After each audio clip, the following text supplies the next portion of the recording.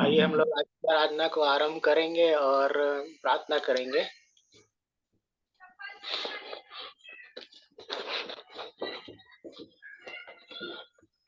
धन्यवाद देते हैं परमेश्वर पिताजी एक बार फिर से आपकी बड़ी दया अनुग्रह के लिए प्रभु।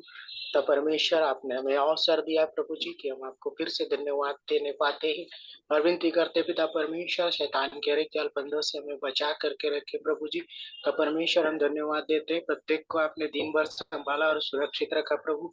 और हम सबको ये अवसर दिया कि हम आपके वचनों को सीखने के लिए फिर से तब परमेश्वर इस जो मीटिंग के माध्यम से एक साथ जुड़ने पाए हैं। हम धन्यवाद देते हैं प्रभु हर एक आशीषों के लिए और जो प्रिय लोग जुड़े हुए हैं पिता हर एक को आशीषित करे प्रभु जी। सारा आदर महिमा हम आपको देते पिता परमेश्वर और विनती उद्धार करता प्रभु यीशु मसीह के नाम से मांगते हैं आमीन। सो आप लोगों को अवसर होगा प्रभु की महिमा के लिए गीत गाने के लिए। अगर आप में से कोई गीत गाना चाहते हैं तो आप लोगों को अवसर होगा।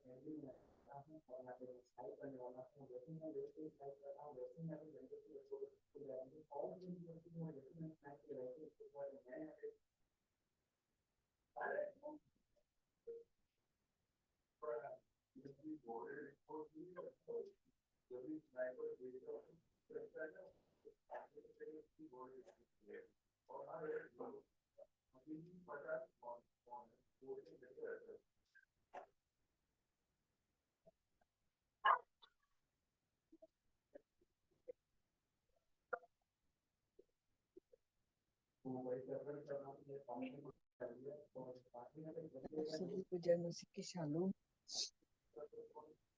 प्रभु की महिमा में गाना गाती हूँ।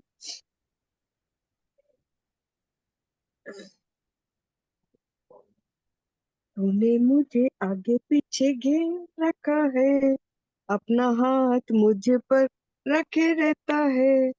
तूने मुझे आगे पीछे घेर रखा है, अपना हाथ मुझ पर रखे रहता है। तेरी आत्मा से भाग कर मैं कहाँ जाऊं, तेरी आत्मा से भाग कर मैं कहाँ जाऊं। आकाश पे चढ़ूं तो तू वहां है, अधलोक में जाऊं तो तू वहां है। आकाश में चढ़ूं तो तू वहां है, अधलोक में जाऊं तो तू वहां है। तेरी आत्मा से भाग कर मैं कहाँ जाऊं, तेरी आत्मा से भाग कर मैं कहाँ जाऊं। तूने मुझे आगे पीछे घेर रखा है, अपना हाथ मुझ पर रखे रहता है। तूने मुझे आगे पीछे घेर रखा है, अपना हाथ मुझ पर रखे रहता है। तेरी आत्मा से भाग कर मैं कहाँ जाऊं, तेरी आत्मा से भाग कर मैं कहाँ जाऊं। धन्यवाद आप सब।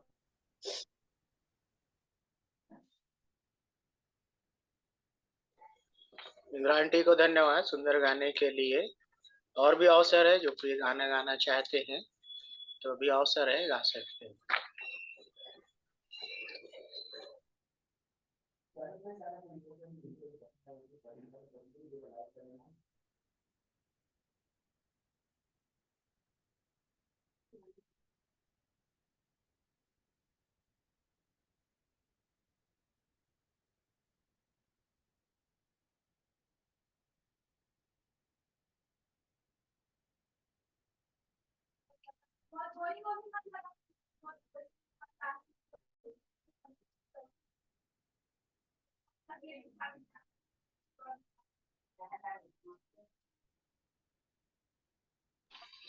आप सबको जय मसीह की।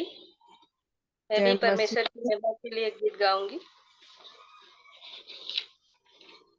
जैसे हरिणी नदी के जल के लिए, वैसे ही परमेश्वर मैं तेरे लिए हाँफता हूँ। जीवित ईश्वर परमेश्वर का प्यासा हूँ। जैसे हरिणी नदी के जल के लिए, वैसे ही परमेश्वर मैं तेरे लिए हाँफता हूँ। जीवित ईश्वर परमेश्वर का प्यासा हूँ। जब तक तुम यहोवा के संग रहोगे, तब तक वो तुम्हारे संग रहेगा। जब तक तुम यहोवा के संग रहोगे, तब तक वो तुम्हारे संग रहेगा। यदि तुम उसकी खोज में रहो, तो वो तुम्हें मिला करेगा। यदि तुम उसकी खोज में रहो, तो वो तुमसे मिला करेगा। यदि तुम उसको त्याग दोगे, तो वो भी तुमको त्याग देगा। जैसे हरिणी नदी के जल के लिए, वैसे ही परमेश्वर मैं तेरे लिए हाँफता हूँ। जीवित ईश्वर परमेश्वर का प्यासा हूँ। इसलिए पहले तुम उसकी राज और धर्म की खोज करो। इसलिए पहले तुम उसकी राज और धर्म की खोज करो। सब वस्तुएं भी मिल जाएगी, सो कल की चिंता न करो। सब वस्तुएं भी मिल जाएंगी, सो कल की चिंता न करो। कल का दिन अपनी चिंता खुद करेगा। आज के लिए आज ही का दुख बहुत है। जैसे हरिणी नदी के जल के लिए, वैसे ही परमेश्वर मैं तेरे लिए हाँफता हूँ। जीवित ईश्वर परमेश्वर का प्यासा हूँ।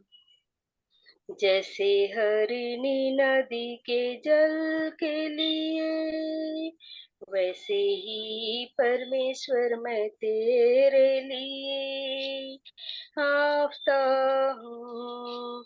जीवित ईश्वर परमेश्वर का प्यासा हूँ। Thank you.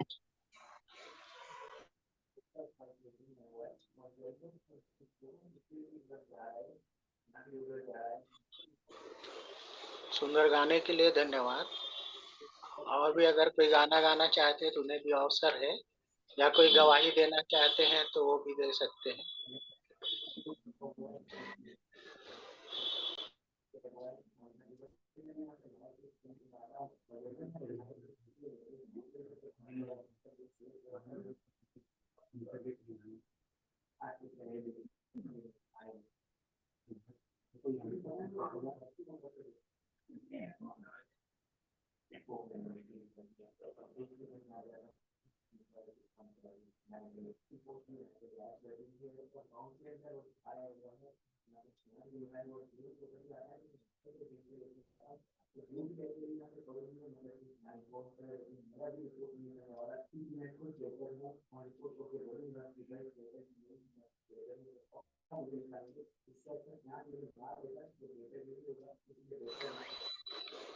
आज आप लोगों ने अगर चर्च में कुछ वचन सुना है तो वो भी रख सकते हैं, जो सीखे हैं वो।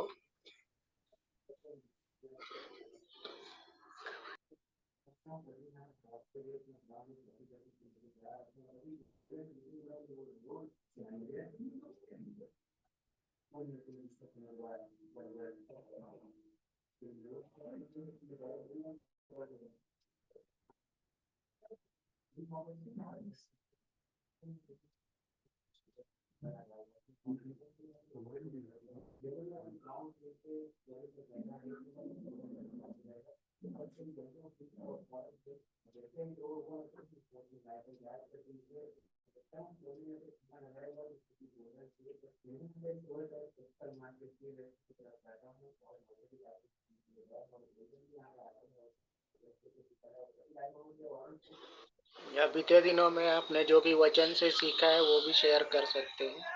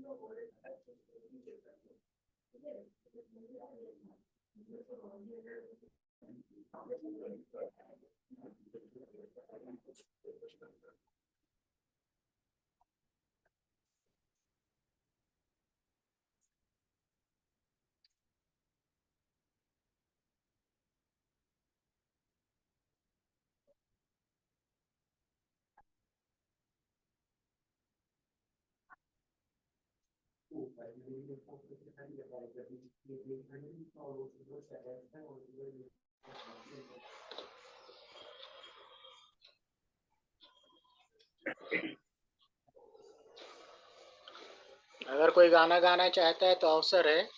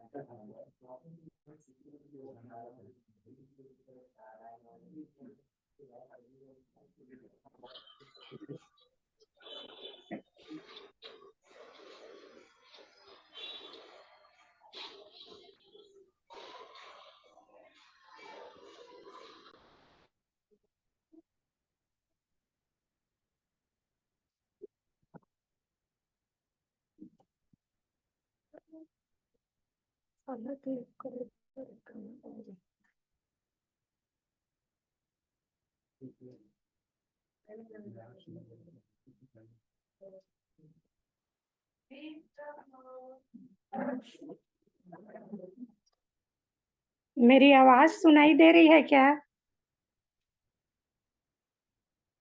हाँ, सुनाई दे रही है, बोलिए। गाना गाना चाह रही हूँ मैं। हाँ ठीक है, गाइए।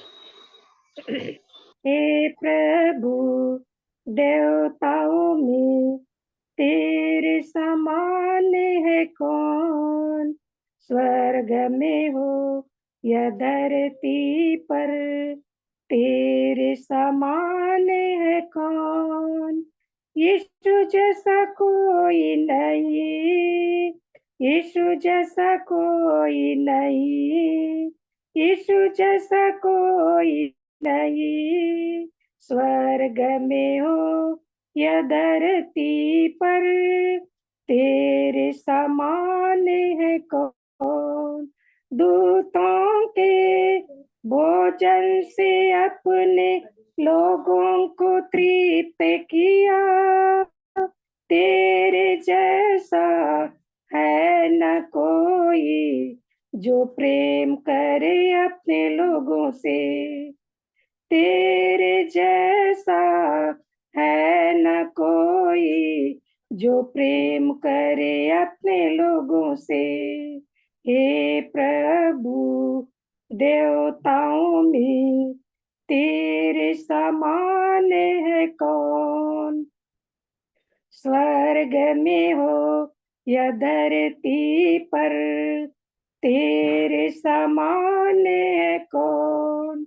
पाप का दाग मिटाने बहाया पावन लहू, पाप का दाग मिटाने बहाया पावन लहू, तेरे जैसा है न कोई बलिदान हुआ, तेरे जैसा ना कोई जो बलिदान हुआ। Thank you. कैसे होगा? सुंदर गाने के लिए धन्यवाद। और कोई गाना गाना चाहता है तो अवसर है, या गवाही रखना चाहता है तो अवसर है। जो आपने वचन से सीखा बीते दिनों में, आप वो भी बोल सकते हैं।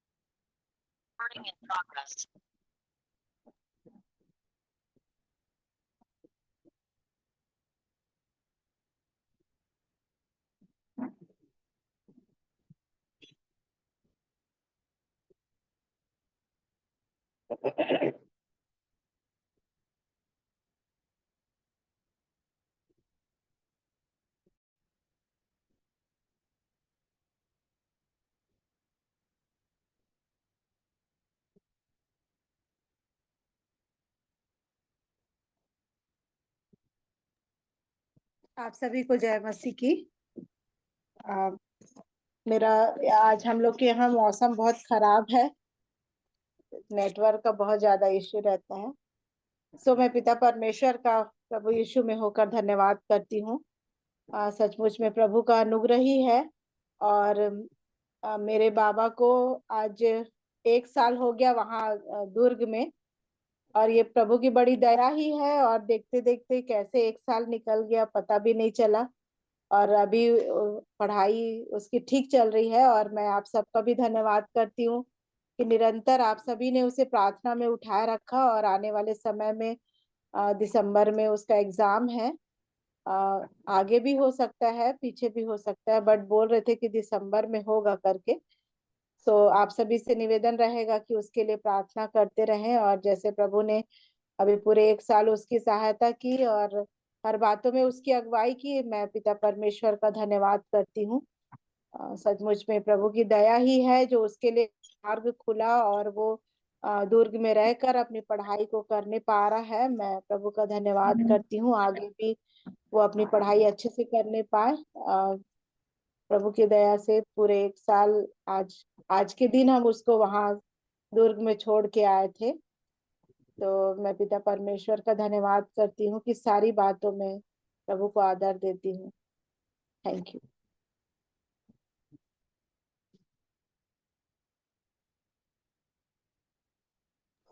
धन्यवाद सुंदर गवाही के लिए। और कोई कुछ बोलना चाहता है तो अवसर है।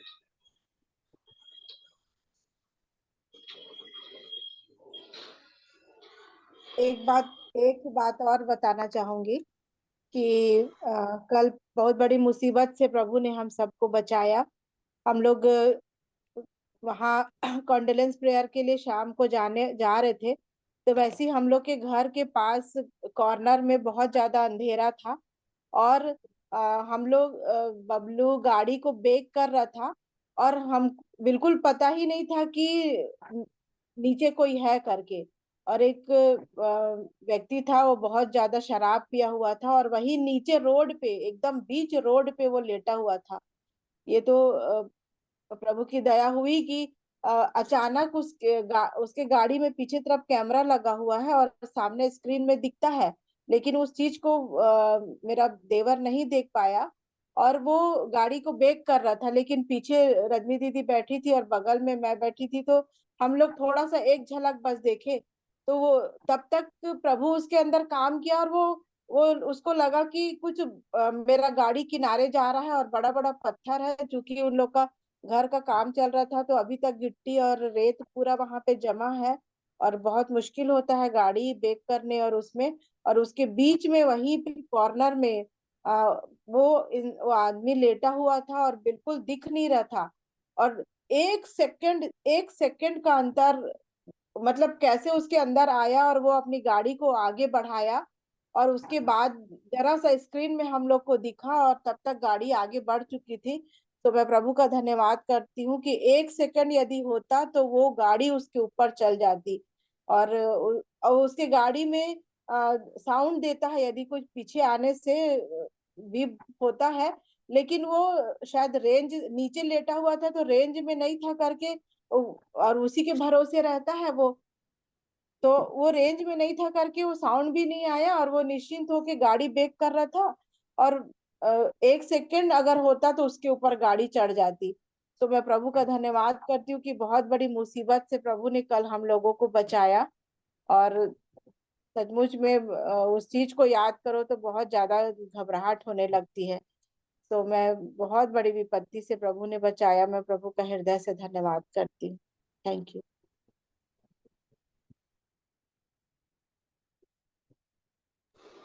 सुंदर गवाही के लिए धन्यवाद।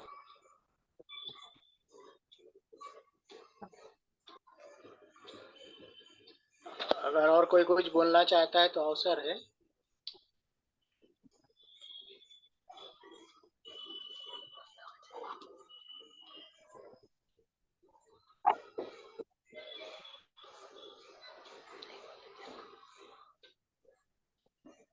नहीं तो आइए हम लोग वचन के कुछ भाग में जाएंगे और देखेंगे परमेश्वर के वचन से।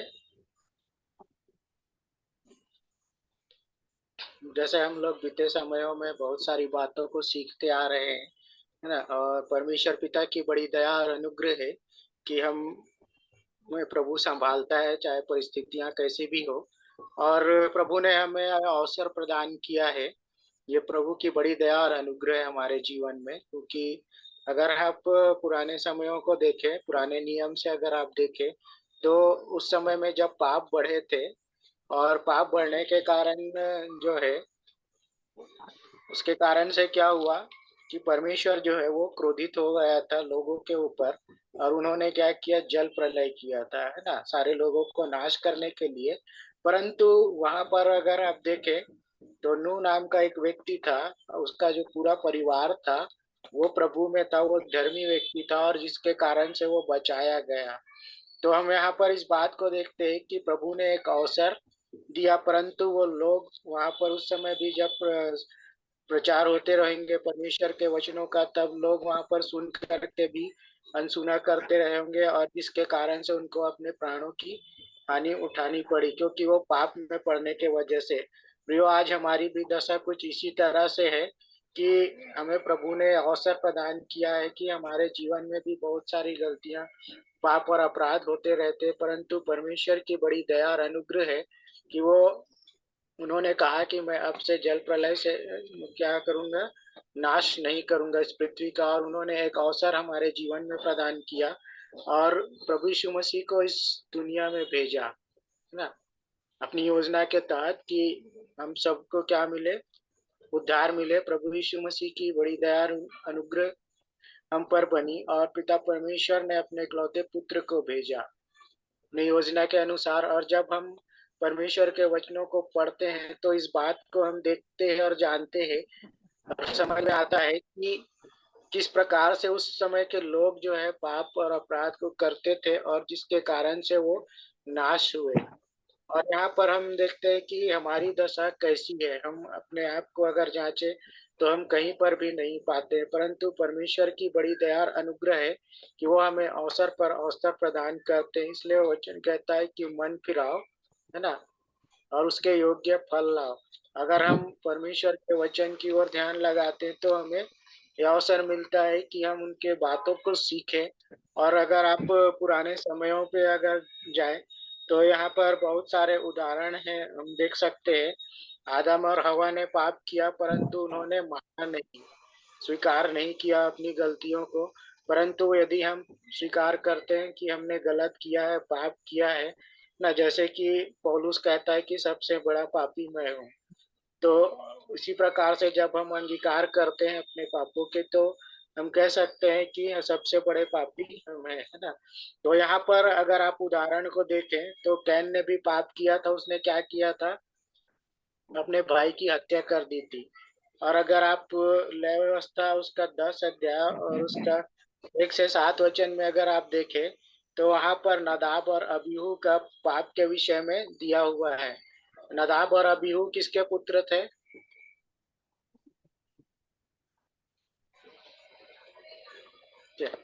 नदाब और अबीहू किसके पुत्र थे? हारून के पुत्र थे। हारून के। है ना, हारून के पुत्र थे। और क्या हुआ, उन्होंने पाप किया। जिस काम को करने के लिए परमेश्वर ने मना किया था, उन कामों को उन्होंने कर दिया। ऐसे ही हमारे भी जीवन में क्या होते हैं, बहुत सारे पाप और अपराध होते हैं, परंतु ये प्रभु की बड़ी दया और अनुग्रह है कि हम में प्रभु नाश नहीं करता है। अगर और उदाहरण आप देखें, तो यहाँ पर आकान का पाप है ना। और उसके बाद अगर हम परमेश्वर के वचन में देखें, तो हन्ना और सफीरा का पाप है। और इस तरह से क्या हुआ, हन्ना और सफीरा ने क्या किया था,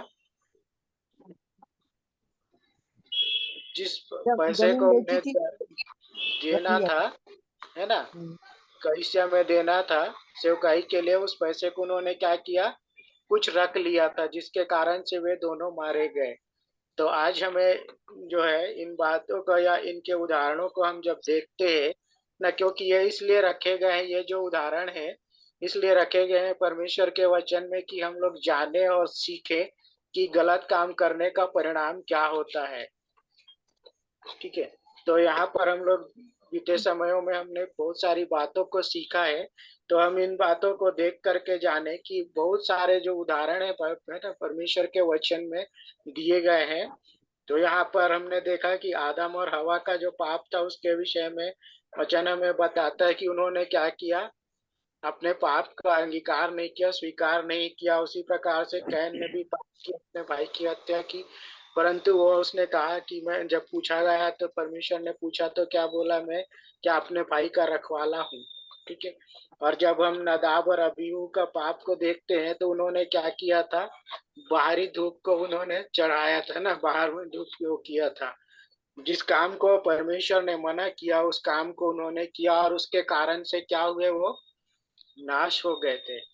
और अन्ना और सफीरा का भी ऐसा ही हुआ, वो भी क्या हुए, गलत काम करने के वजह से नाश हो गए। परंतु प्रभु की बड़ी दया और अनुग्रह हमारे जीवन में है कि प्रभु हमें अवसर प्रदान करता है कि हम क्या करें, अपने मन को फिराए। और जब हम इन बातों को वचन से पढ़ते हैं और जानते हैं तो अपने आप को हमें क्या करना है, इनसे दूर रखना है कि हम नाश ना हो।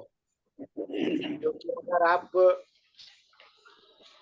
रोमियो की पत्री उसका 3रा अध्याय और उसके 23 वचन को पढ़िए।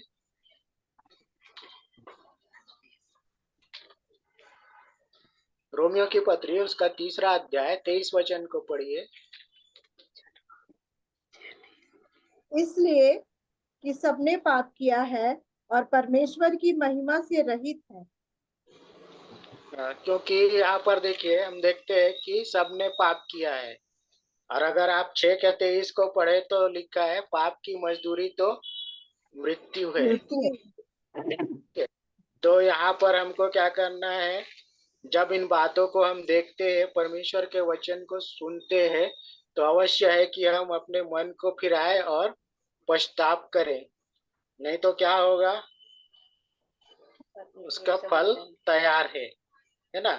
क्योंकि अगर आप देखें, उसके पाप के जो मजदूरी है मृत्यु है, उसका फल है ना, प्रतिफल जो है वो है। तो अगर आप, मैंने अभी जो बताया 4-5 लोगों का नाम जो बताया, उनके साथ क्या हुआ, यही हुआ। नदाब और अबीहू क्या किए, पाप के कारण उनको उसका क्या फल मिला, उनकी मृत्यु हो गई। और अगर आप आगे देखें आकान को, तो आकान ने भी पाप किया था। उसने क्या किया था, लूट के सामान को छिपा रखा था, जिसके कारण से वो भी क्या हुआ, नाश हुआ। और हन्ना और सफीरा के विषय में जब देखते हैं तो वो दोनों भी क्या हो गए, है ना। तो उसका जो परिणाम है पाप का, वो क्या करता है, हमारे जो खुशी है उसका अंत कर देता है। अगर हम गलत काम करते हैं तो उसका क्या होता है, उसका परिणाम क्या होता है, जो हमें मिलना चाहिए वो उसका अंत हो जाता है। लेकिन प्रभु ने हमें क्या किया, ये अवसर प्रदान किया है कि हम क्या करें, मन फिराए और सारे गलत कामों को छोड़ दें। जैसे कि राजा दाऊद ने किया। भजन संहिता उसका 51 का 1 को पढ़िए। भजन संहिता उसका 51 अध्याय। हे परमेश्वर, अपनी परमेश्वर, करुणा के अनुसार मुझ पर अनुग्रह कर, अपनी बड़ी दया के अनुसार मेरे अपराधों को मिटा दे।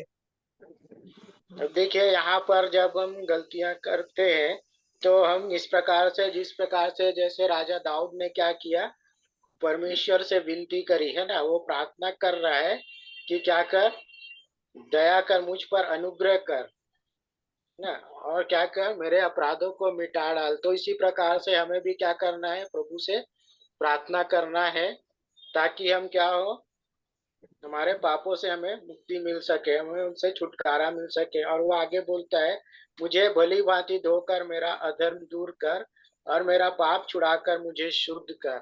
तो अवश्य है कि आज हम इन बातों को स्मरण रखें कि हमने बीते समयों में सीखा था कि पौलुस जो है, जब उसने अपने पाप का अंगीकार किया तो उसने कहा था कि मैं सबसे बड़ा पापी हूँ। तो आज हम अपने आप को जांचें कि हमारी दशा कैसी है और हम किस ओर जा रहे हैं। क्योंकि जब जब हम प्रभु में बढ़ने की कोशिश करते हैं तो शैतान क्या करता है, हम पर अटैक करता है, वो रुकावट उत्पन्न करता है। प्रियो, यहाँ पर हम इस बात को देखते हैं कि जब भी आप प्रभु के पीछे चलना चाहते हैं तो किसी न किसी प्रकार की क्या होती है, रुकावट आती है। मतलब एक मसीही जीवन जो है वो आसान नहीं है ना, क्योंकि दुख मुसीबत तकलीफें जो है, कुछ न कुछ परेशानियां हर एक के जीवन में आती है। और जैसे जैसे हम प्रभु में आगे बढ़ते हैं तो ये सारी परेशानियां हमारे जीवन में आती है, और जिसके कारण से हम क्या होते हैं, आगे नहीं बढ़ पाते हैं और परेशानियों में फंस जाते हैं। और तमाम तरह की जो संसारिक अभिलाषाएं हैं जिसके वजह से हम क्या होते हैं, आकर्षित होकर के उसमें फंस करके रह जाते हैं। तो अवश्य है कि हम उन हर एक परिस्थितियों में क्या करें, संभल करके चले और प्रभु में बढ़े रहें। प्रभु के वचनों को हम पढ़ें ताकि हम प्रभु के वचन के अनुसार चल सके। और जिन बातों को आज हम सीखते आ रहे हैं, कोशिश ये करें कि हम क्या करें, उन वचनों के अनुसार जब उसको सुन रहे हैं और सीख रहे हैं तो उसके अनुसार चलने की भी हम प्रयत्न करें। क्योंकि हम अगर देखें, पौलुस के जीवन को आप देख सकते हैं, बहुत सारे लोगों का यहाँ पर उदाहरण आपको मिलेगा परमेश्वर के वचन में, है ना। 12 जो चेले थे उनके जीवन में भी क्या हुआ था, परेशानियां आई थी। एक तो गलत काम करने के कारण से मर गया था ना यहूदा इस्करियोती। अगर उसको छोड़ करके बाकी लोगों को आप देखें तो उनके जीवन में भी परेशानियां आई, है ना, ताकि वो प्रभु में बने रहे और स्थिर रह करके उन्होंने क्या किया, उस जीवन को प्राप्त किया। तो यहाँ पर हमको इस बात को सीखना जरूरी है कि जब ये सारे बातें, ये जो उदाहरण है जिन जिन लोगों के विषय में वचन में लिखा हुआ है, हम उनके बारे में पढ़ करके जान करके सीखे कि हमको किस प्रकार से चलना है, ताकि हम उन हर गलत कामों से दूर रह सके और अपने प्रभु में बने रहने वाले हो सके। तो इस तरह से हम जब इन बातों को सीखते हैं परमेश्वर के वचन से तो अवश्य है कि हम उसमें बने रहें। और जब हम उसमें बने रहेंगे तो प्रभु हमारी सहायता करेगा। क्योंकि यहाँ पर अगर आप देखें तो परमेश्वर के वचन में तो उन्होंने हमें एक अवसर प्रदान किया हुआ है, प्रभु यीशु मसीह को दिया है ना। तो यहाँ पर हम प्रभु यीशु मसीह पर विश्वास करें और उसमें बने रहें। सो मैं परमेश्वर पिता को धन्यवाद देता हूँ इस छोटी बातों के लिए और वचनों के लिए कि प्रभु ने हमारी सहायता करी। जिन बातों को हमने सीखा बीते समयों में वो मैं आप लोगों के बीच में रखने पाया। सो मैं परमेश्वर पिता को धन्यवाद देता हूँ। और अगर कोई कुछ बोलना चाहता है तो उन्हें भी अवसर होगा।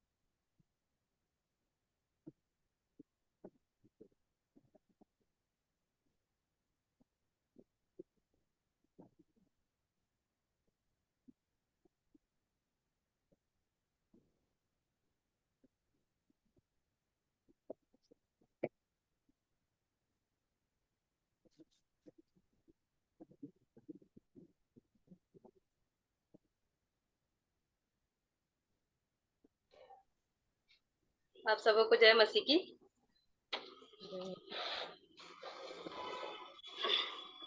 मैं भी परमेश्वर पिता का धन्यवाद देती हूँ सुंदर वचन के लिए, जो आज फिर से एक बार जो है, जो बीते दिनों में हम सुन रहे हैं, सीख रहे हैं, उसका जो भी प्रकाशन मिला वो बताया गया। इसके लिए मैं परमेश्वर पिता का धन्यवाद देती हूँ। और मैं भी जो है पिछले दिनों के वचनों से काफी आशीर्वादित हुई। जो भी भेद और रहस्य की बातें जो बताई गई है उससे मैं बहुत कुछ बातों को सीख पाई हूँ। और आज जो है चर्च में भी हम जो सीखे हैं उनमें से मैं एक दो वचन को बस बोलना चाहूंगी। आज जो है धर्मी के बारे में बताया गया था, जैसे कि ब्रदर आशीष हमको बता रहे थे कि धर्मी कैसे बना जाता है, उसका हम बताएंगे आगे करके, लेकिन बताया नहीं गया है। आज जो है हम सीखे हैं कि धर्मी के जीवन में कैसी आशीषें आती है और धर्मी होने से परमेश्वर उनके जीवन में कैसे कार्य करता है, उन बातों को थोड़ा सा मैं सीख पाई हूँ। तो सबसे पहले इसमें देखेंगे लूका रचित सुसमाचार उसका 5वां अध्याय उसका 3 से 7 वचन को हम पढ़ेंगे। लूका 5 3 से 7 तक, यदि किसी को मिलता है तो पढ़िए।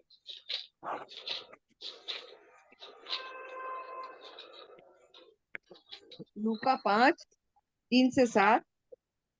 उन नावों में से एक पर जो शमौन की थी चढ़कर उसने उनसे विनती की कि किनारे से थोड़ा हटा ले चले। तब वह बैठकर लोगों को नाव पर से उपदेश देने लगा। जब वह बातें कर चुका तो शमौन ने से कहा, गहरे में ले चल और मछलियां पकड़ने के लिए अपने जाल डालो। शमौन ने उसको उत्तर दिया, हे स्वामी, हमने सारी रात मेहनत की और कुछ ना पकड़ा, तो भी तेरे कहने से जाल डालूंगा। तब जब उन्होंने ऐसा किया तो बहुत मछलियां घेर लाए और उनके जाल फटने लगे। इस पर उन्होंने अपने साथियों को जो दूसरी नाव पर थे संकेत किया कि आकर हमारी सहायता करो, और उन्होंने आकर दोनों नावें यहाँ तक भर ली कि वे डूबने लगी। परमेश्वर इस वचन पर आशीष दे। और इन वचनों से जो है मैं ये सीख पाई कि शमौन पतरस जो था वो यीशु का चेला था, और जब वो यीशु मसीह उसके नाव पर आए उसके पहले जो है वो क्या कर रहा था, मछली पकड़ रहा था। लेकिन मछली पकड़ते समय जो है उसको कोई भी एक भी मछली उसको नहीं मिली। पर यहाँ पर तीसरे वचन में लिखा है उन नावों में से एक पर जो शमौन की थी, मतलब यहाँ पर शमौन की जो नाव थी चढ़कर उसने उससे विनती की कि किनारे से थोड़ा हटा ले आओ। तो इसके पहले जो है एक और दो वचन को जब पढ़ेंगे तो यहाँ पर लिखा है, जब भीड़ परमेश्वर का वचन सुनने के लिए उस पर गिरी पड़ती थी और वह गन्नेसरत की झील के किनारे पर खड़ा था, तो ऐसा हुआ कि उसने झील के किनारे दो नावें लगी हुई देखी और मछुए उन पर से उतर कर जाल धो रहे थे। उन नावों में से एक पर जो शमौन की थी चढ़कर उसने उससे विनती की कि किनारे से थोड़ा हटा ले चलो। तब वह बैठकर लोगों को नाव पर उपदेश देने लगा। तो यहाँ पर प्रभु यीशु मसीह क्या कर रहे हैं, शमौन पतरस के नाव पर बैठकर उपदेश दे रहे हैं, है ना। तो उपदेश देने लगा। तब वह बातें कर चुका तो शमौन से कहा कि गहरे में ले चल और मछलियां पकड़ने के लिए अपने जाल डालो। तो यहाँ पर देखिए शमौन पतरस जो है इसके पहले जो है बहुत सारी मछलियां वो पकड़ने की कोशिश की, लेकिन उसके जाल में एक भी मछलियां नहीं आई। लेकिन यहाँ पर जब प्रभु यीशु मसीह उसके नाव पर आए और नाव पर वो उपदेश देने लगे, उपदेश को सुनने के बाद ही शमौन पतरस जो है क्या कर रहा है, उसको कहने लगे कि गहरे में ले चल और मछलियां पकड़ने के लिए अपने जाल डालो। तो प्रभु जो है उसको एक आज्ञा दे रहे हैं, और उस नाव पे उपदेश देने के बाद वो एक आज्ञा दिए कि तू क्या कर, गहरे में ले चल बोल रहे हैं। तो जब गहरे में लेकर गया तो शमौन उसको उत्तर दिया कि हे स्वामी, हमने सारी रात मेहनत की और कुछ न पकड़ा। वो फिर भी उसको कह रहा है कि हम तो रात भर पकड़े लेकिन कुछ भी हम मछली नहीं पाए हैं, तो भी तेरे कहने से जाल डालूंगा, ये कहते हैं। तो यहाँ पर पतरस जो है क्या करता है, सबसे पहले उसने जो है परमेश्वर के जो प्रभु यीशु मसीह है उसके वचन को सुना। सुनने के बाद में वो क्या किया, प्रभु यीशु मसीह की आज्ञाओं को उसने माना है। तो दो बातें यहाँ पर मैं यहाँ पर जान पाई कि सबसे पहले जो है प्रभु जो कहते हैं उस वचन को हमको सुनना जरूरी है। इन दिनों में हम बहुत सारे वचनों को हम क्या कर रहे हैं, सुन रहे हैं। परमेश्वर जो है अपने वेद और रहस्य की बातों को हम तक प्रकट कर रहे हैं, तो हमको उसको ध्यान धर सुनना जरूरी है। जिस प्रकार यहाँ पतरस भी क्या किया, उस नाव में पहले उपदेश को सुना, सुनने के बाद में प्रभु यीशु मसीह ने कहा कि तुम गहरे पे जाल डालो, तो वो क्या किया, उसने कहा कि ठीक है प्रभु, यदि आप कहते हैं तो मैं वहां पर क्या करता हूँ, जाल को डालता हूँ, कहता है। फिर यहाँ पर क्या हुआ, तब उन्होंने ऐसा किया तो बहुत मछलियां घेर लाए और उसके जाल फटने लगी। और जब उसके यीशु मसीह के कहने के बाद जब उन्होंने क्या किया, उस गहरे में ले जाकर जाल को डाला गया, तो वो क्या हो गया, इतनी सारी मछलियां आने लगी कि उनके क्या हो गए, जाल फटने लगे। फटने लगे। इस पर उन्होंने अपने मछलियों को जो दूसरी नाव पर थे संकेत किया कि आकर हमारी सहायता करो। तो इतने मछलियां हो गई कि दूसरे नाव के लोगों को भी उन लोग क्या कहने लगे कि आओ हमको मतलब सहायता करो कि हमारी मछलियां जो है बहुत ज्यादा हो रही है करके, और उन लोग जो है उनको भी सहायता करने के लिए बुलाने लगे। उन्होंने आकर दोनों नावें यहाँ तक भर दी कि वे डूबने लगी। तो देखिए, जो शमौन पतरस की नाव थी वो तो भर गई मछलियों से, उसके बाद जो दूसरी नाव थी वो भी क्या हो गई, भरने लगी और वो डूबने लगी। यह देखकर शमौन पतरस यीशु के पांव पर गिरा और कहा, हे प्रभु, मेरे पास से जा, क्योंकि मैं पापी मनुष्य हूँ। तो यहाँ पर देखिए शमौन पतरस भी क्या किया, इसके पहले हम लोग जो सुने हैं कि अपने पाप का अंगीकार करना, ये भी सीखे कि यहाँ पर वो उसको ये एहसास हुआ कि इतना बड़ा जो कार्य हुआ, वहां पर वो अपने आप को देख पाया कि मैं पापी हूँ, प्रभु तू यहाँ से चला जा, मैं तो पापी हूँ करके। और दो तीन बातें यहाँ पर हम सीखे हैं कि जब हम वचन को सुनते हैं और उसको हम उसके अनुसार हम चलते हैं, उसकी आज्ञाओं को मानते हैं, तो परमेश्वर हमारे जीवन में इतनी आशीषें और इतने अनुग्रह को देता है हमारे जीवन में कि हम उसको धर नहीं पाते हैं, हम नहीं पाते हैं। हुआ उसके जो जो प्रभु यीशु मसीह उस नाव में बता रहे थे, उसको सुना, उसकी आज्ञाओं को माना, इन दो कारणों से उसकी जीवन में इतनी आशीषें आई और उसको ये भी एहसास हुआ कि मैं एक पापी हूँ करके, और पापी हो करके वो कहा कि प्रभु तू यहाँ से चला जा। तो सच में यदि आज हमारे जीवन में भी हमको कहीं पर भी लगता है कि हमारे जीवन में कई गलतियां हो रही है या पाप हो रहा है या अपराध कर रहे हैं हम, तो हमको क्या करना चाहिए, वहीं पर तुरंत हमको पश्चाताप करना चाहिए। दूसरा एक वचन निकालेंगे हम लोग, भजन संहिता 37, 25 और 26।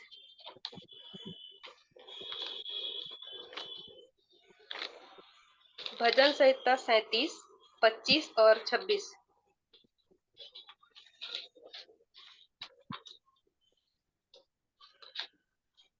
मैं लड़कपन से लेकर अब बुढ़ापे तक देखता आया हूँ, परंतु न तो कभी धर्मी को त्यागा हुआ और न उसके वंश को टुकड़े मांगते देखा है। वह तो दिन भर अनुग्रह कर कर के ऋण देता है और उसके वंश पर आशीष फलती रहती है। हाँ, तो यहाँ पर देखिए, धर्मियों के बारे में जैसे बताया गया है कि मैं लड़कपन से लेकर बुढ़ापे तक देखता आया हूँ, परंतु न तो कभी धर्मी को त्यागा हुआ और न उसके वंश को टुकड़े मांगते देखा है। अभी यहाँ पर देखिए, जो भी परमेश्वर के संगति में है, जो उसके करीब में है, जो धर्मी जन है, आज तक सच में हम कभी भी नहीं देखे हैं कि किसी के घर में कुछ कमी घटी हुई है, या किसी को यहाँ पर बोला गया है कि उसके वंश को टुकड़े मांगते देखा है। तो आज हम लोग भी देख रहे हैं, जितने लोगों को भी देख रहे हैं, हमारे जो जान पहचान में भी है, हम आज तक किसी के जीवन में भी ऐसा हम कभी भी नहीं देखे हैं कि उसके जीवन में इस प्रकार की बातें हैं कि उसके घर में कोई कमी घटी हो रही है और परमेश्वर उस धर्मी को त्याग दिया है, ऐसा भी नहीं हो रहा है। बल्कि 26 में क्या लिखा है, वह तो दिन भर अनुग्रह कर करके ऋण देता है और उसके वंश पर आशीष फलती रहती है, और उसके वंश पर क्या होते रहता है, आशीष जो है फलते रहता है। तो ये धर्मी होने का ये क्या है, एक परमेश्वर का अनुग्रह जो है उसके वंश पर भी आशीषें जो है होती रहती है। एक और वचन देखेंगे हम लोग, भजन संहिता 34, उसका 19 और 20।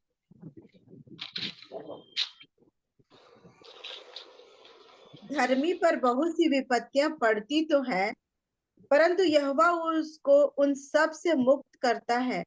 वह उसकी हड्डी हड्डी की रक्षा करता है और उनमें से एक भी टूटने नहीं पाती। तो यहाँ पर देखिए, यदि धर्मी के जीवन में क्या होता है, बहुत सारी विपत्तियां पड़ती है, बहुत सारे परेशानियां आती हैं, बहुत सारे जो है तकलीफों से गुजरना पड़ता है, हर चीजें होती है, लेकिन क्या होता है, यहोवा जो है उसको उन सब से मुक्त भी कर देता है। आज हमारे भी जीवन में कई बार हम कई तकलीफों से गुजरते हैं, कई परेशानियां आती हैं, कई प्रकार की ऐसी बातें आती हैं कि हम टेंशन में आ जाते हैं, लेकिन फिर भी हमको क्या करता है परमेश्वर जो है उस चिंताओं से, उस बीमारियों से, उस परेशानियों से हमको क्या करता है, मुक्त करता है। और वह क्या करता है, उसकी हड्डी हड्डी की रक्षा करता है और उनमें से एक भी टूटने नहीं पाती है। और वो क्या करता है, हमारे शरीर को ठीक रखता है, हमारे हड्डी हड्डी की रक्षा करता है वो, और हमको क्या करता है, वो टूटने भी नहीं पाती है। तो ये धर्मी होने से क्या करता है, परमेश्वर जो है हमको सारी विपत्तियों से बचा करके रखता है। वैसे ही एक और वचन देखेंगे, मत्ती 6 उसका 33 और 34।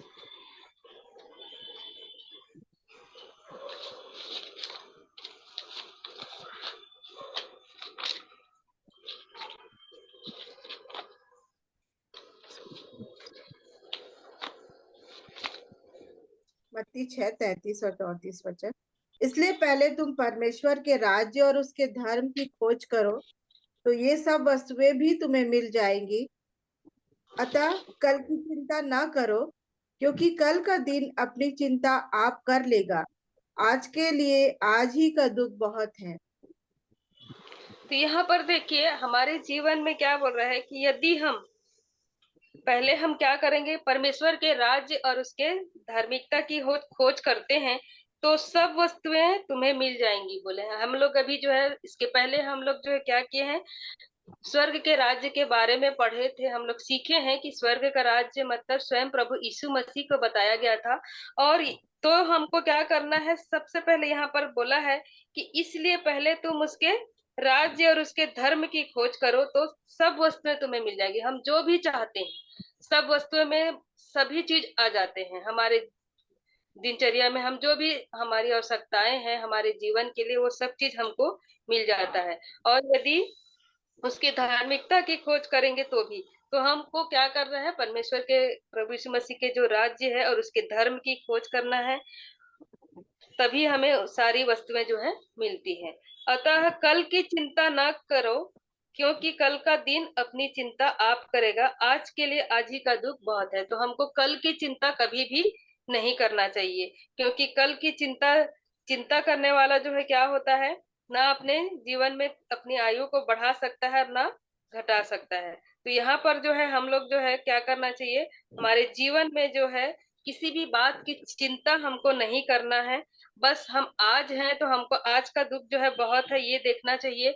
और कल के बारे में जब हम कल पहुंचते हैं, कल के दिन में जब हम आ जाते हैं, तो वो फिर से आज बन जाता है। और परमेश्वर जो है हमारे हर दिन के लिए वो क्या करता है, हमको हर वो चीजें जो है हमारे जीवन की जो आवश्यकता है उसे वो भरपूरी से हमको देता है। तो यदि हम उसके वचन को सुनते हैं और उसकी आज्ञाओं को मानते हैं, जैसे पतरस ने माना, तो हमारे जीवन में इतनी भरपूरी से वो आशीषों को उंडेलता है और इतना अनुग्रह और दया हमारे जीवन में करता है कि हम उसको गिन भी नहीं पाते हैं।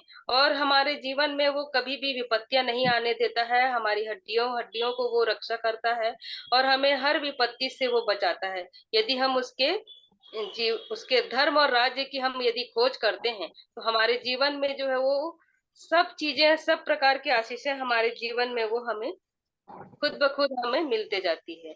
तो परमेश्वर करे इस वचन के माध्यम से हम सब आशीर्वादित हुए होंगे। और यदि आप और भी कुछ कहना चाहते हैं, यदि आप भी कुछ सीखे हैं तो आप बोल सकते हैं, और जो भी आशीषें आपको मिली है वो बता सकते हैं। अभी आप लोगों को भी अवसर है।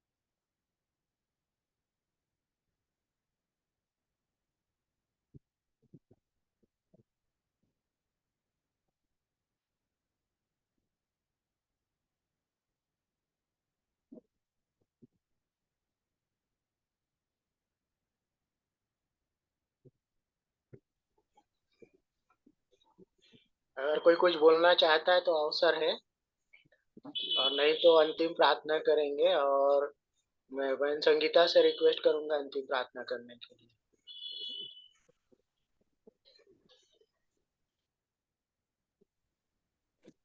आइए हम प्रार्थना में जाएं। मेरे जीवन के स्वामी प्रभु महान सेनाओं की यहोवा राजाधिराज पिता परमेश्वर, अपने उद्धारकर्ता प्रभु यीशु मसीह में होकर बड़ी दीनता और नम्रता के साथ आपके चरणों के निकट आती हूँ। प्यारे प्रभु जी, आपको सारी हृदय से धन्यवाद धन्यवाद धन्यवाद देती हूँ आपके अनुग्रह के लिए, आपकी प्रेम दया तरस के लिए जो निरंतर हमारे जीवन के लिए रहता है। प्रभु जी, मैं आपका हृदय से धन्यवाद करती हूँ आज के सुंदर दिन के लिए, समय के लिए। आपने बड़ी अनुग्रह किया प्रभु जी, आज के विश्राम दिन को हमारे जीवन में आपने जोड़ा प्रभु जी, और आपने प्यारे पिता परमेश्वर हर बातों में आपने हमारी सहायता और अगुवाई किया प्रभु जी। और प्यारे पिता जी, हम धन्यवाद करते हर दिन भर की उत्तम आशीषों के लिए जिन्हें हम गिन नहीं सकते। मेरे प्यारे प्रभु जी, मैं आपका धन्यवाद करती हूँ सुंदर समय के लिए, मैं आपका धन्यवाद करती हूँ।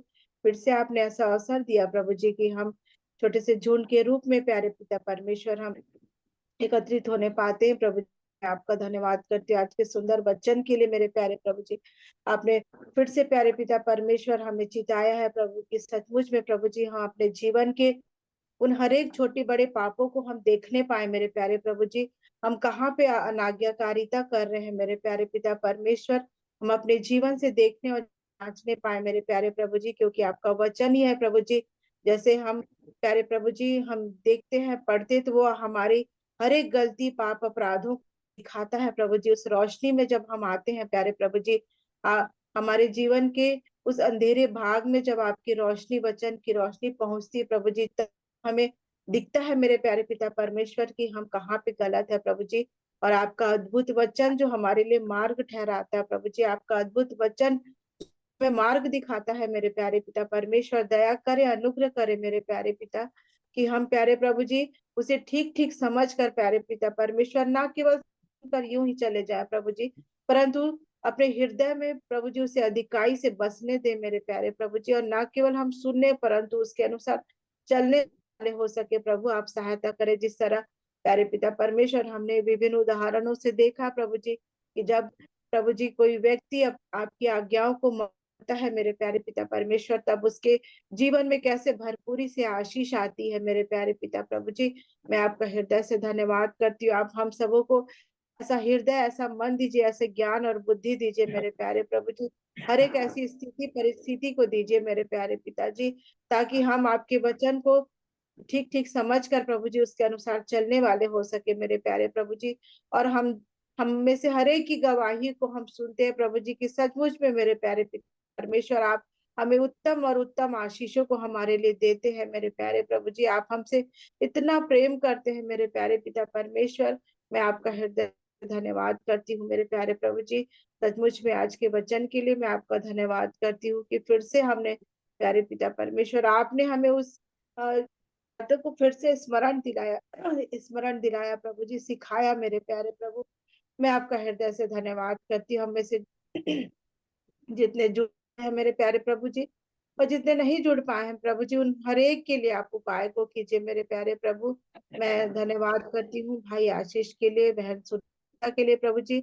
और सचमुच में मेरे प्यारे पिता परमेश्वर आपने प्यारे प्रभु जी उन दोनों के जीवन को आशीषित किया मेरे प्यारे प्रभु जी। और अपने आपके वचन से जो वो बातें सीखे हैं अपने जीवन के लिए, वो आप हमारे साथ शेयर किए प्रभु जी, और हम भी प्रभु जी आशीषित होने पाए प्रभु जी। मैं आपका हृदय से धन्यवाद धन्यवाद धन्यवाद करती हूँ। दोनों के जीवन में और भी प्रभु जी आपकी आशीष और बरकत को चाहती प्रभु जी। हर एक बातें हर एक आवश्यकताएं प्रभु यीशु के नाम में पूर्ण किए जाए प्रभु। और इसी तरह निरंतर और निरंतर प्रभु जी आपके वचन में आपके अनुग्रह में बढ़ने में प्यारे पिता परमेश्वर, आपके वचन में चलने में प्रभु जी आप अ, मेरे प्रियो की और मेरी सहायता और अगुवाई करें प्रभु जी। उनसे जुड़े हर एक प्रियजनों को प्रभु जी उनके घर घर आने पर आप अपनी आशीष के हाथ को रखे मेरे प्यारे प्रभु जी। और भी निरंतर और निरंतर प्रभु जी अपने अनुग्रह में बढ़ाता ले चले मेरे प्यारे पिता। और भी वचन के अधिकारी को दे मेरे प्यारे प्रभु जी। ये मेरे प्यारे प्रभु जी बातों के लिए मैं आपका धन्यवाद करती हूँ मेरे प्यारे पिता परमेश्वर। मैं अपने बाबा के लिए भी धन्यवाद करती हूँ मेरे प्यारे पिता परमेश्वर। आपने अद्भुत रीति से दया किया प्रभु जी। और प्यारे प्रभु जी 1 वर्ष प्रभु जी वहां दूर में वो अपना पूर्ण करने पाया प्रभु जी। आपने उसकी सहायता की, हर बातों में संभाला। और मेरा विश्वास है प्रभु जी आगे आप उसे संभालेंगे प्रभु। मैं आपका धन्यवाद करती हूँ। आपने कल हमें बहुत बड़ी विपत्ति से बचाया प्रभु जी, इसके लिए मैं आपका धन्यवाद करती हूँ मेरे प्यारे पिता परमेश्वर। सचमुच में मेरे प्यारे प्रभु जी, जब हमारे जीवनों में ये बातें आती है प्रभु जी, तो और भी हमारा मन धन्यवाद और विश्वास से बढ़ जाता है प्रभु जी, क्योंकि हम जानते हैं पिता परमेश्वर, आप हमें कभी नहीं छोड़ते और कभी नहीं त्यागते प्रभु जी। आप हम पर दया करते हैं पिता, इसलिए मैं आपका प्रभु यीशु में होकर धन्यवाद करती मेरे प्यारे प्रभु जी। जितने प्रिय मेरे प्रभु जी अस्वस्थ पाए जाते हैं, हर एक के लिए मैं विनती निवेदन प्रार्थना करती प्रभु, दया करें, अनुग्रह करें। आप अपनी चंगाई शिफा को के जीवन में उंडेले मेरे प्यारे प्रभु जी, ताकि उनके जीवन के द्वारा केवल और केवल आपके नाम की महिमा स्तुति बड़ाई प्रशंसा होने पाए, और लोग प्यारे पिता परमेश्वर आपके नाम की गवाही को देने पाए मेरे प्यारे प्रभु। दया और अनुग्रह चाहती हूँ शोकित परिवार के लिए मेरे प्यारे पिता परमेश्वर, आप अपनी असीम शांति और अपना अनुग्रह उनके जीवन में दे मेरे प्यारे प्रभु जी, क्योंकि आप शांति के राजकुमार हैं मेरे प्यारे प्रभु जी। उस कमी को कोई नहीं भर सकता, केवल आप और आप है मेरे प्रभु जी। उनका भरोसा केवल आप हैं प्रभु जी, इसके लिए मैं पूरे परिवार को आपके हाथों में सौंपती प्रभु जी। दया करे, अनुग्रह करे, हर बातों के लिए आपका धन्यवाद धन्यवाद धन्यवाद करती हूँ। आज दिन भर जो भी हमसे जाने अनजाने में गलती पाप अपराध हो, दया करके क्षमा करे प्रभु जी। और प्यारे पिता परमेश्वर, होने दीजिए प्रभु जी कि हम कभी भी उस गलती को ना दोहराए प्रभु। अनुग्रह करे कि हम आपकी आपके वचन को प्रभु जी जब हम सुनते हैं पढ़ते हैं प्रभु जी, तो उसे हम प्रभु जी मानने वाले हो सके मेरे प्यारे पिता परमेश्वर, और हम मानने के द्वारा प्रभु जी आपकी आशीष और आपके अनुग्रह को पाने पाए प्रभु।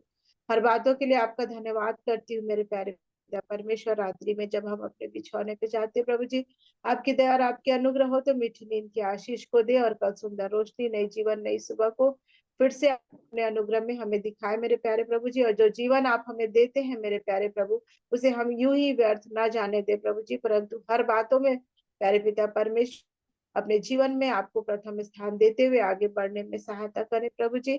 और प्यारे पिता परमेश्वर, हर बातों में केवल और केवल हम आपको धन्य कह सके। हमारी उत्तम आशीषों के लिए फिर से आपका धन्यवाद करते हैं, आज के सुंदर समय के लिए, वचन के लिए, और प्रभु जी मेरे प्रियो के लिए मैं आपका धन्यवाद करती हूँ प्रभु जी।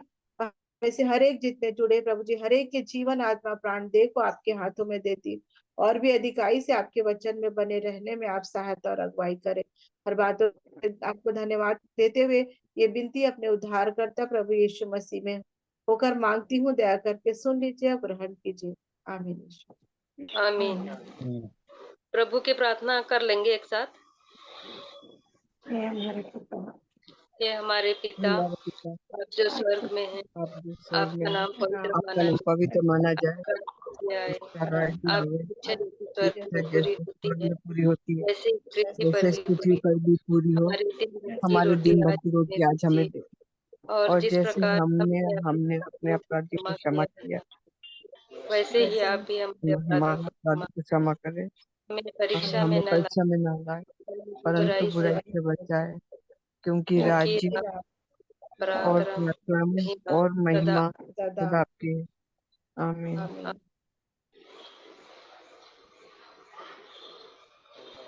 सबको जय मसीह की। शालोम। शालोम। शालोम। सबको जय मसीह की शालोम। धन्यवाद जुड़ने के लिए, संगति में सहभागी होने के लिए, सुंदर गीतों को गाने के लिए धन्यवाद।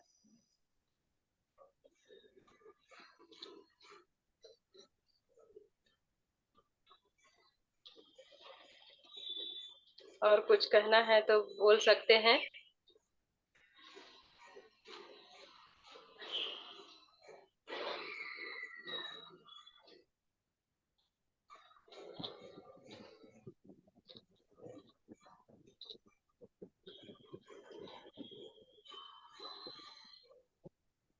इंदिरा आंटी, आपका तबीयत ठीक है अभी? कल जाऊंगी डॉक्टर को दिखाने।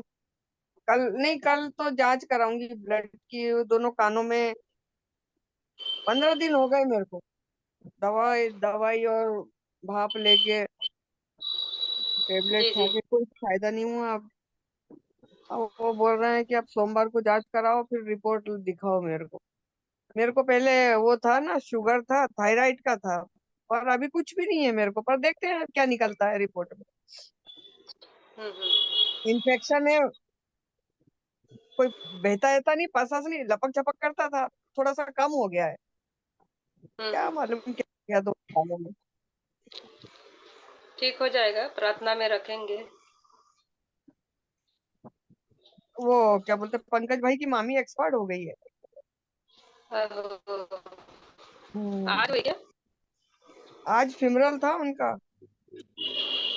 हाँ, क्या शादी हो में गया था जाने, उसको? कैंसर था ना पेट में, अच्छा पेट में अच्छा। कैंसर था उनका।